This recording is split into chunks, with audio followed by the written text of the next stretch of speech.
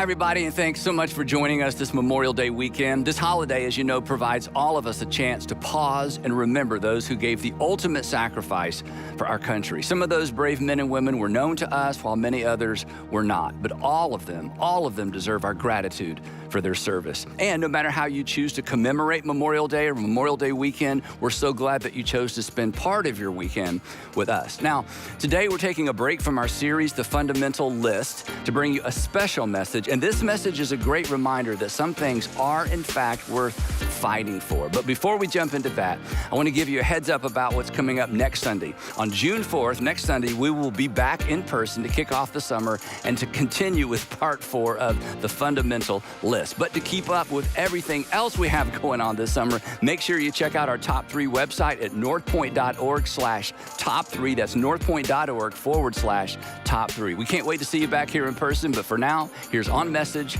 On Mission.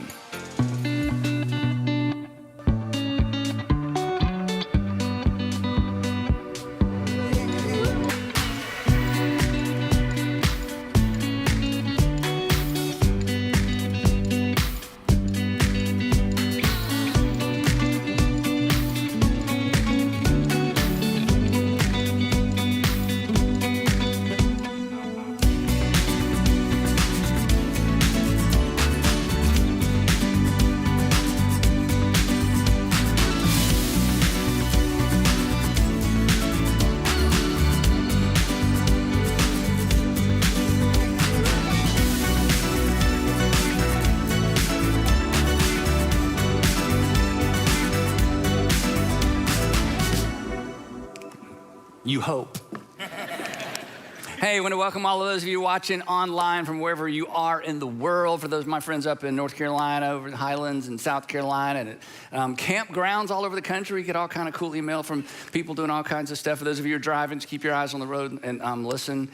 And it's so much fun because there's this growing network of people in our church network and people all over the world who are waking up to the reality that Christianity isn't primarily about what we believe, it's about what we do with what we believe. And the doers are the people that make a difference in the world. And we are, if this is your first time joining us online, or maybe in one of our auditoriums or here with me in this room, you're surrounded by people who understand that following Jesus really does make a difference, as we've just experienced, if you just experienced that baptism story with us. Now, no surprise, I love the local church. I love the church for lots of reasons. I'm a preacher's kid, so it was a big part of my life growing up. And preacher's kids, we see the best of church and we see the worst of church. And any preacher's kid who still loves the local church, the God must be alive and well, because we have seen it all. We've seen the underbelly. We're preacher's kids. We're not impressed with the hype. You know, growing up, I would hear people walk out and say, I just felt the Spirit of God tonight in the church. And I would be like, no, the room was full. Take that same number of people, put them in a room 4 times as large, you wouldn't feel anything but empty. So, and again, you can get a little cynical, but I mean, we're not confused by what's real and by what's not real. And again, you've seen the best and the worst. Speaking of the worst, when I was in the 8th grade, I've told somebody this story. I was in the 8th grade, I'm sitting on about the 6th pew on a Wednesday night service, because we had Wednesday night church at Baptist church. And my dad was on the stage. You know, in the Baptist church, they had the thrones up there. You remember the thrones? I don't know if you remember. There's like 2 big ones and 2 smaller ones for the education director and the music director. Anyway, we don't do that. And again, people are going to look back one day and go, can you believe they put a TV in? You know, so things come and things go. We get it. So anyway, my dad's sitting on his throne, his chair anyway. And he's the senior pastor. This is just what we did, right? What they did. And there's this guy there behind the pulpit, and he didn't like my dad. There was some stuff going on in the church. And he starts talking, and he uses profanity. I know, we wouldn't even do that now. This is like 1970s. I was in the 8th grade. And my dad walks up beside him, the guy standing there, and he says his name. I still remember his name. And he said, so-and-so. He said, we're not going to have that kind of language. And this guy looks up at my dad and says, you better go sit down or you might get punched. I know. It was exciting. Everybody came to church, you know. It was like, this is amazing, you know. So that's why we gave you popcorn this morning. It's like, yeah. Anyway, so my dad just stood there, stared him down, and this guy turns around and boom, hits my dad in the jaw. I know, I'm 8th grade. Next thing you know, I'm crying. I'm on the front. I don't know how it happened. They take the guy out. Anyway, so I've seen, the fact that I'm sane and love the local church, it's amazing, isn't it? Okay.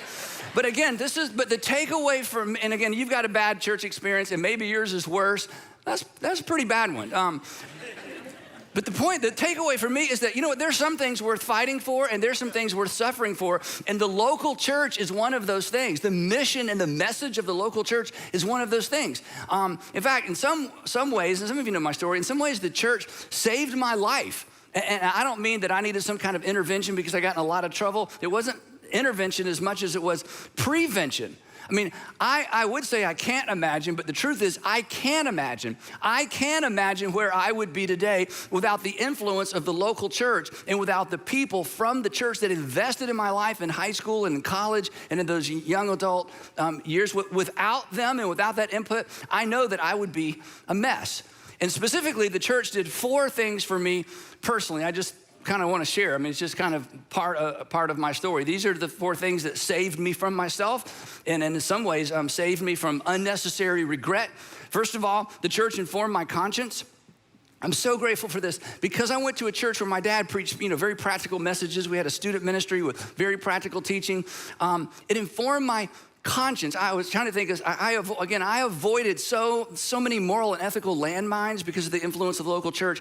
I know this is kind of maybe seems elementary and simple and silly to you, but one of the things that I took away from those early years was I was taught that morally speaking, that I should treat women the way I would want someone to treat my sister, because every woman and every girl and whoever I dated, they were probably somebody's sister, and I should treat women the way that I would want somebody to treat my sister. That simple idea informed my conscience as a young man and helped establish guardrails and, again, just sensitized my conscience. Ethically, I was taught you never mistreat anyone for any reason. You never mistreat anyone for any reason. And again, having that ingrained in me as a young man growing up and as really, as a child, especially that one, that it informed my conscience. It just kind of set my conscience in a direction. The second thing the church did is instilled in me a sense of purpose. It taught me that I was created on purpose for a purpose, and I'm not the purpose. I mean, to learn that so early, and again, it set the direction of my life. Many of you were taught the same thing. I was taught that God has a plan for my life and that I should pray that God would show me his plan for my life. And my parents reiterated it when we would pray at night. Let's pray that God would show you his plan for your life. And to this day, I still pray, God, please show me your will or your plan for my life. Now, I'll be honest. There were seasons of my life growing up that I would have preferred God show someone else his plan for their life because I pretty much had my plan all figured out and I wanted to do life my way. But the thing that kept bringing me back is that the church taught me, no, God has a plan for you, Andy, and you don't want to miss it. The third thing that the church did for me, the church, and I don't know that this would have happened any other way. I can't even imagine how this would have happened any other way. It served as a window into God's activity in the world, as in the whole world, not just my world. The church exposed me to how big the world was and what God was doing in the world. That God had a plan not just for me, but for the whole world. An illustration of this, when I was 20 or 21, college age, Louis Giglio and I, we've known each other since the 6th grade. He's pastor at Passion City Church. We were invited by a friend to go to Canada to a conference with a bunch of men. It was all men, missionaries from literally all over the world. And the gentleman that ran this organization went to my dad's church, and he just decided, we still don't know why, to invite Louis and invite me to Canada to this conference. And the reason it was in Canada is many of these men could not get permission to travel to the United States because of where they were doing ministry. So we had the conference in Canada, and they were from countries I'd never even heard of in some cases, and then some church planners and missionaries in Europe. So we get to Canada, and we're staying in dorms. It's this camp. And we were like, what are we even doing here? These guys are older, they're wiser. And the gentleman that started the organization was from Australia. Ian North is his name. Some of you may remember Ian. And so Ian had that great Australian accent. So the second day of this gathering, they had a prayer meeting. We were all gonna pray together outside. We're around picnic tables. We were kneeling down. And Ian kicked it off and he prayed. And for us Americans, anybody that has that South African accent or that Australian accent, they just sound smarter than us, don't they? They just sound so smart. You must be smart. Listen, anyway, so Ian is just godly, man. He's praying this prayer, and we're all kneeling down, our eyes are closed. And then when he finished, the pastor from Burma, Pastor Uwan La, begins praying in his language. Couldn't understand a word of it. And Louis, I remember this, we both looked up and looked at each other, and it dawned on us that English is not God's first language. That English is not God's only language. That our God was as big as the world, and he cared about the entire world. During that conference, we roomed with a pastor from Sudan named Naji Kanaji. Naji had been beaten for his faith.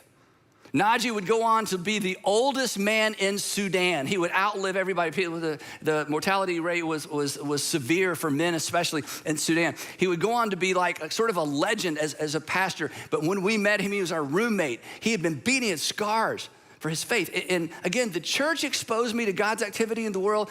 Through the church, like some of you, I met people with far less stuff, but more joy, more gratitude, more faith. The other thing the church did for me is it taught me how to be generous, not how to give. We all give, everybody knows how to give. The church taught me early on how to be generous. From the very beginning, we got these little envelopes and my parents would give me $1 for allowance, 10 dimes. I put 1 dime in that envelope, take it to church, put it in the offering plate. That I was trained to be generous. I was trained to tithe, and consequently, as an adult and throughout my life, it has never been difficult for me to be generous. It's never been difficult, and it's not because I'm a great person and it's not because I'm naturally generous. The church taught me the practice and the habit of generosity. The church taught me to live open-handed. My first job was at Winn-Dixie. I cleaned the meat department in Winn-Dixie over in Tucker, Georgia. Some of you know where that is. And Tucker, not Winn-Dixie, I don't think it's there anymore. A long time ago. But I cleaned the meat department, made $2.92 an hour. And I was there till late, after the store closed. You got to clean the meat department. I won't go into that. Just that I didn't eat hamburger the whole time I worked anyway. Not because of Winn-Dixie, a lot goes into that. Get it? Okay. So here I'm making my $2.92 an hour, and it never dawned on me not to tithe. In fact, I remember the first time I ever gave $100 away. I was in Sunday night church because we were at church all the time, Baptist, which is great, and I'm so grateful. Denominations get a knock, but I'm telling you, the churches I grew up in, so grateful. So it's Sunday night service, and every once in a while, my dad at the end of the service would have somebody come up and say, "Hey, this person has a special need. If you want to help," and usually it's like, "Hey, yeah, can we just get out of here?" I'm typical, college student at the time. So he brings this girl up. I remember her name was Terry Bailey. I still remember her name. And Terry's 2 or 3 years older than me. She's at nursing school. My dad says, "This is Terry, and she's got to pay tuition," and tells the story. And I'm sitting there listening like, yeah, okay. And all of a sudden, from nowhere, I get this thought: you should give her $100. And I thought, where did that come from? Probably the devil, tempting me, wanted me to give I don't even know who this is, and I'm in college too, $100, and I cannot get this out of my head. And then the next thought was, most of you aren't even gonna understand this. The next thought was, my checkbook is actually in my car. It's rectangle. I can't explain what a checkbook is. But anyway, some of you remember what a checkbook is. And I never even took my checkbook. And I'm sitting there thinking, and I'm wrestling with my conscience, wrestling with God, wrestling with this thought, like $100. That's a fortune, right?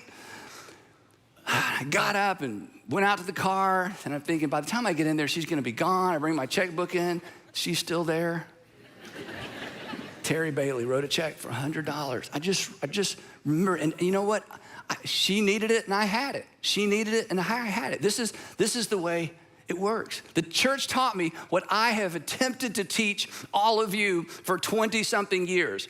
That you give first, you save second, and you live on the rest. This is how it works. You give, honor God with your stuff, give, save, live, give, save, live. God's kingdom, your kingdom, live on the rest.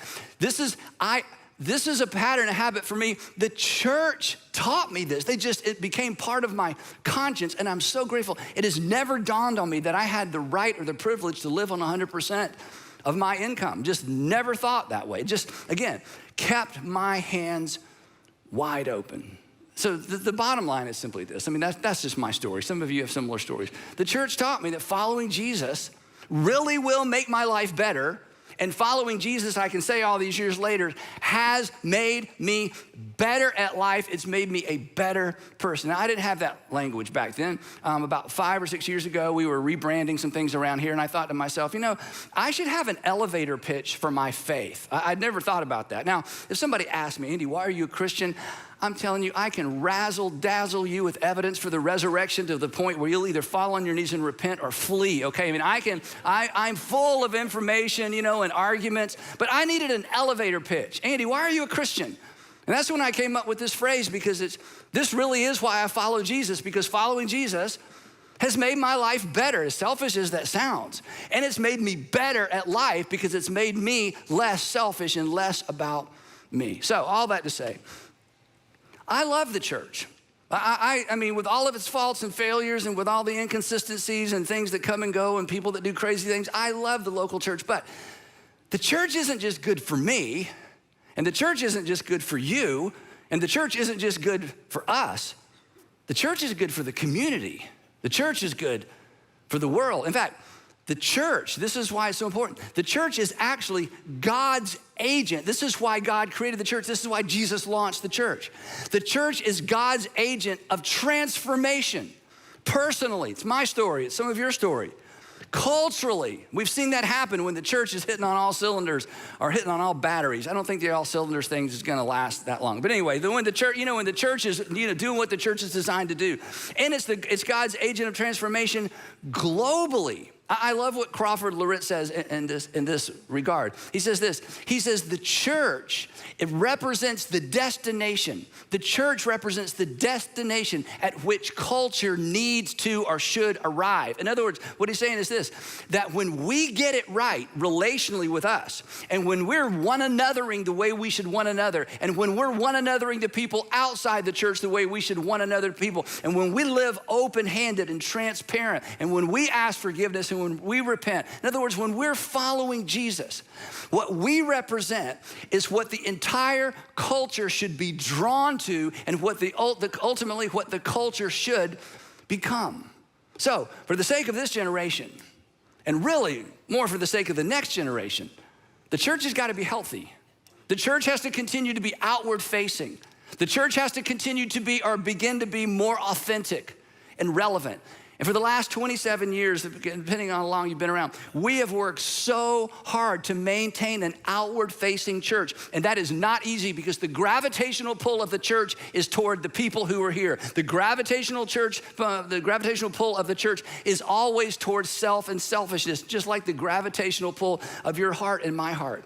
But you and we have been successful in maintaining an outward-focused church. And the church in general must remain outward-focused. And one of the things that we're trying to do as a group of local churches all over the country is to influence the rest of the church to say, don't turn inward. Don't get selfish. Don't get about me and my four and no more, because that's not the church. The church must be on mission and the church must be on message. It must be on the mission of Jesus. Make disciples of all nations, make followers of all nations, and it must be on message. And the message is this: for God so loved the whole world that he moved in the world's direction. I bring you good news of great joy for all people, the angel said. That's the message of the church, and that's the message of Christianity. And as you can tell, I am more passionate about this than ever because our potential as a group of churches is greater than ever. And I want us to lead in that way, and I want us to lead the way because so many churches and so many pastors look to us for leadership. You kind of break the rules that need to be broken from time to time, and other churches get the courage to follow along. And we don't get it perfect, of course we don't. But God has raised us up in this generation, for whatever reason, to be a light to other churches and church leaders in order to stay outward focused, because we believe the message of Jesus is for all people, all generations, for all time, regardless of what people are experiencing, regardless of what they fear, regardless of how they've been treated. So I want us to keep doing that. Now, Most of you are like me. You love our country. You love the United States of America. If you live here, I love our country. I'm so patriotic. And I'm absolutely convinced the best thing for our country is a healthy, vibrant, outward-facing church. The health of our nation actually mirrors the health and the influence of the church. And the reason I say that with confidence is this: the church, the message of the church provides the strongest argument. I would even say the only argument, but that may be pushing it too far. But the message of the church provides the strongest argument for dignity of the individual and human rights. Human rights to us is intuitive, but it's not really intuitive. It feels intuitive because you were taught that. And you were taught that because the message of Jesus and the message of the church still cast its shadow over our nation and over our culture, even though not everybody in our nation or in our culture are Jesus followers. But it was Jesus and his followers. It was Jesus and his followers, the church, that insisted that everyone is an image bearer. It was Jesus and the follower and the church leaders that insisted that everyone you've looked at across the kitchen table or across a coffee table or anywhere at work, you are eyeball to eyeball with an image bearer of God, and they have dignity regardless of who they are, regardless of what they look like, regardless of what they've done. That is the message of the church. That is not the message of chemistry, biology, naturalism. It doesn't exist. And the fabricated arguments for why we should treat people with dignity, they have no actual foundation. And from time to time, somebody will say, well, you know, I just know that's the right thing. No, you were taught that that was the right thing, because once upon a time, the world did not see people that way, and the world did not see people who did not look like them the same way. Even in this country, people have not always thought that way. It's the long shadow of the teaching of Jesus, the long shadow of the church that has created that sense of justice and mercy and compassion for people who aren't like us and don't even like us, and at times we have a hard time liking. In fact, those who work to undermine the influence of the church and to diminish the influence and the importance of the church, you should be careful what you wish for, because you will not like what you end up with. There's a recent study that just came out. You should look this up. It's amazing. In fact, some of you are going to look it up because you're not going to believe this is even true. Christian philanthropy, check this out. Christian philanthropy accounted for 70% of all American philanthropy in 2022. 70%. In other words, the money given by individuals and the money given by foundations, Christian foundations and organizations, 70%. Does anybody want that to go away? Suddenly our nation is more selfish without the church. Our nation is more self-centered without the church. And then this next statistic is really even more remarkable to me. In fact, this amounts to about $300+ billion given away to and by the church. Christians, this is more astounding to me. Christians outgave the U.S. government. Christians outgave the U.S. government in addressing global poverty in 2022. That's a big deal. That's the power of the church. That's because there is an others first ethic built into the teaching of Jesus, and our nation is a poorer nation morally and ethically if that ever goes away. The point is, what you're doing and your involvement in local church, whether in our community or any community in the world, is a big, big deal, and you need to lean in to ensure that your local church is strong financially and that your local church is on mission, outward facing, and making a difference in your community. The other statistic is this: like, of the top healthiest and largest, the 50 largest and healthiest charities in the US, 40 of the 50 are faith-based. I love what Philip Yancey says. I've read this to you before. It's from his book, Vanishing Grace. It's an older book. But this, I don't know, there's so much literature around this topic, and I've pulled quotes from time to time from other authors, but he just hits it. He just goes right to the point that I'm trying to make. He says this: those who condemn the church for its blind spots, and does the church have blind spots? Of course it does. Let me tell you what else the church does. I'll come back to that in a minute. The church has blind spots, but the church has a self-corrective mechanism built in. And do you know what the self-correcting mechanism that's built into the church? The teaching of Jesus. But anyway, we're gonna, in about a month and a half. We're going to come back to that and explore that fully. Those who condemn the church for its blind spots do so by gospel principles. In other words, he says anytime somebody takes a shot at the church, the basis of what they're accusing the church of is rooted in what the church unleashed in the world because of the teachings of Jesus. For its blind spots, they do so by gospel principles, arguing for the very moral values that the gospel originally set loose in the world. Well, Philip, can you give us an example? He's like, yeah, I'll give you a bunch of examples. Human rights, civil rights, women's rights, minority rights, gay rights, disability rights, animal rights. The success of these modern movements, they're all modern movements because once upon a time, nobody cared. Because why care? The success of these modern movements reflects a widespread empathy for the oppressed that has no precedent. For those of you who love history, you know this. That has no precedent in the ancient world. In fact, it was the opposite. Classical philosophers considered mercy and pity to be character defects, to be, if I can use the ancient word, womanly and weakly and emotional. Why would I be compassionate towards someone who doesn't have anything to do with me and I can't get anything from them? Why would I be generous to someone? Why would I give my hard-earned resources or money to someone that can never do anything for me in return? That's ridiculous. Anybody that would do that is weak. Pity is weak. All of these things that we consider virtues, we think we consider them virtues because it's innate, because it's inherent, because, it's just part of being a human being.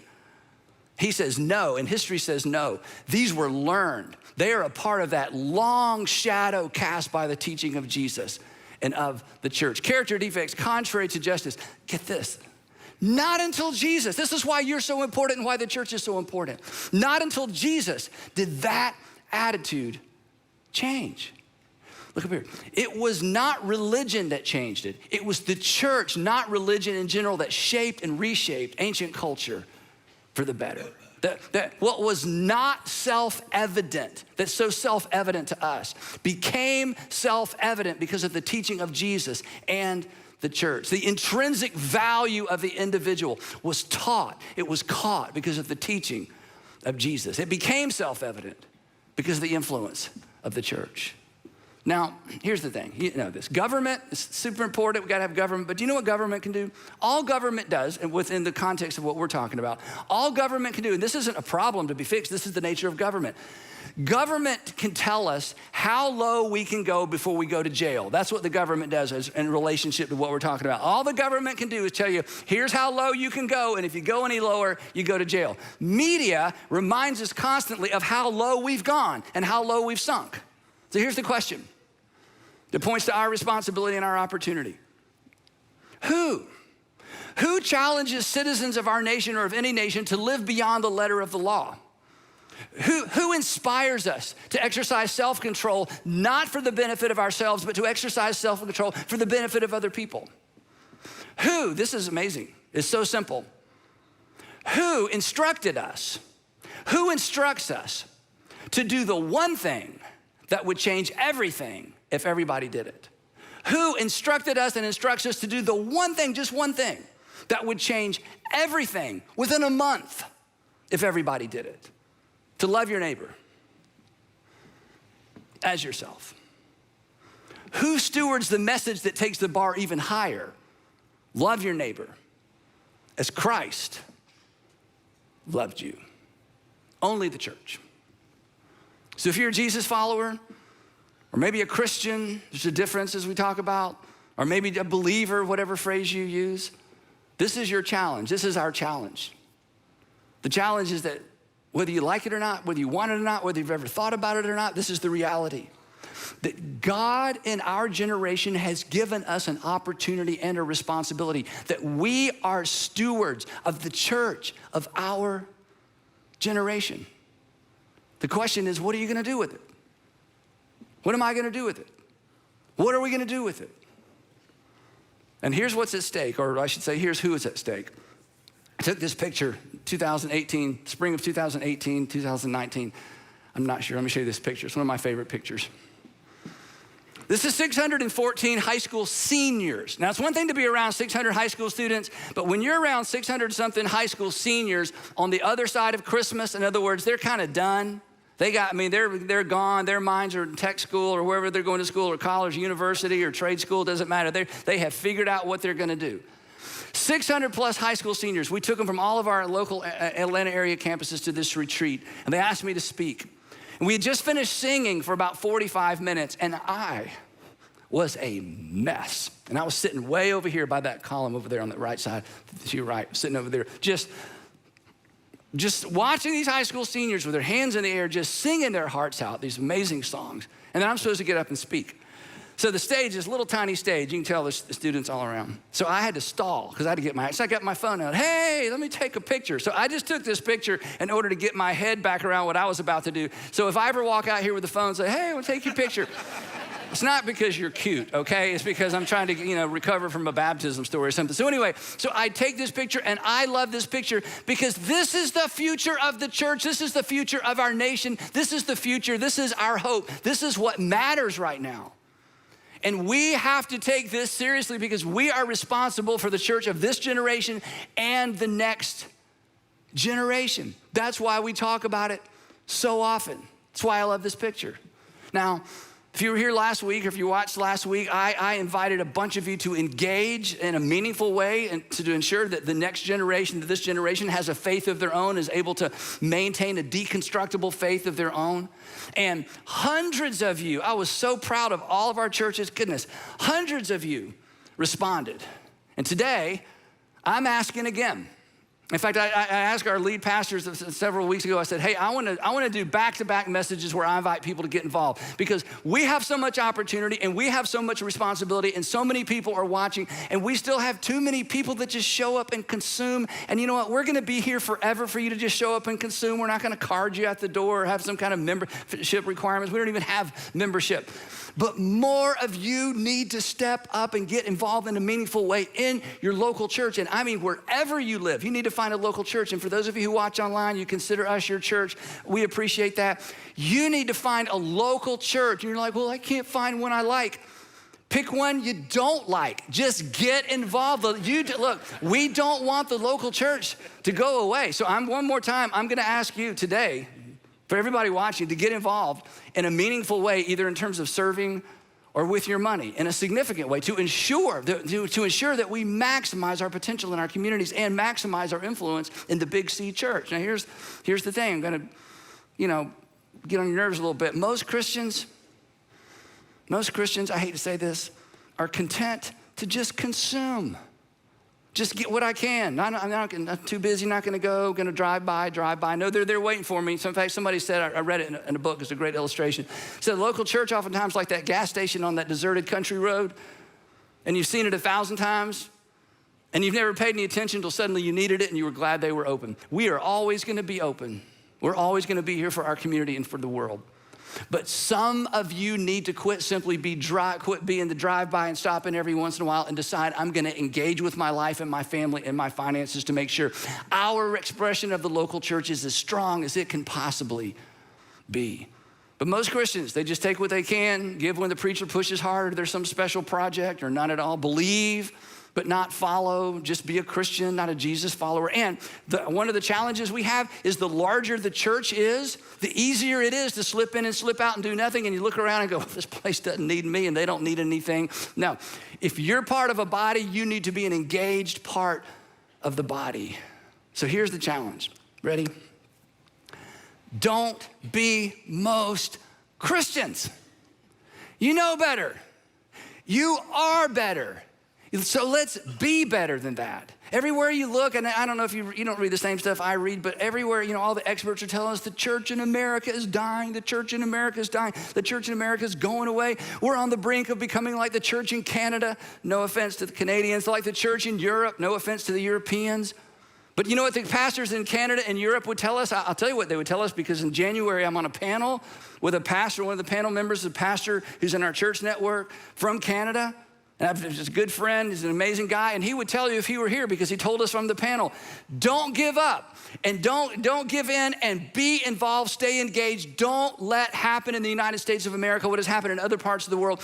Don't let the local church become so weak and so anemic that it doesn't matter anymore, because if you lose it, it's virtually impossible to get it back. If you lose the influence you have, it's virtually impossible to get it back. So here's the thing, you're the church, not me. You are the church. It's not the building, you know that. People go, the church. I'm like, which person are you talking about? There's no such thing as the church. It's us, the church. It's the ecclesia, the congregation. You are your church, right? You're not just the church, you are our church, you are your church. And I know you're busy, but we do what we do with busy people. We've built what we built and expanded and impacted people all over the world with busy people. People who, as I said last week, don't have time, but people who made time. So here's the thing, and I'm gonna push you hard. I'm not embarrassed because I'm not asking you to do anything I haven't been doing. Perhaps it's time for you to make some time. To do for this generation what somebody did for you, or perhaps to do for this generation what you wish someone had done for you. It's time to commit to a plan for how you plan to support your local church financially. And to those of you who've been carrying that load for quite a while, both in terms of giving and serving, I can't say thank you enough, because you get it and you understand and you know it's the little deposits over time, the little deposits over time, the little deposits over time that make all the difference in the life of a student, a child, and in a community. And to those of you who just show up when it's convenient, get what you can take, move on, keep going. You owe that group a huge debt of gratitude. And you know what? You're smart. You know that you do. But more importantly, you owe it to yourself and to your kids to join them to ensure that our church, your church, remains on mission and on message. On mission, making more disciples of Jesus, making sure this generation is discipled into how to follow Jesus, and on message that God so loved the world, he did something for the world, and the world needs to understand what has been done for them. So this is your opportunity, again, to do for others what others have done for you. But maybe more importantly, this is your opportunity to do for others what maybe you wish someone had done for you, and will continue to do for you, whether you return the favor or not. Because here's the amazing thing. Here's the promise. It's the one thing I can promise. If you walk out the doors and only show up when it's convenient, we will always be here for you. And when you walk in the doors with a broken heart, or broken child, or broken marriage, we're gonna be here for you. And we will never ask a single question about your membership, or did you give, or did you attend, or did you serve? It's never gonna come up, because we're committed to be in the hands of Jesus for the people in this community. And that means for you. The church is God's agent of transformation personally. And maybe that's your story like it is mine, because he used it to transform my life. And if you have benefited from it, perhaps it's time to give back to it. The church is your opportunity. This is amazing. The church is your opportunity to take part in the transformation that's happening in our world. And I don't want you to miss that opportunity.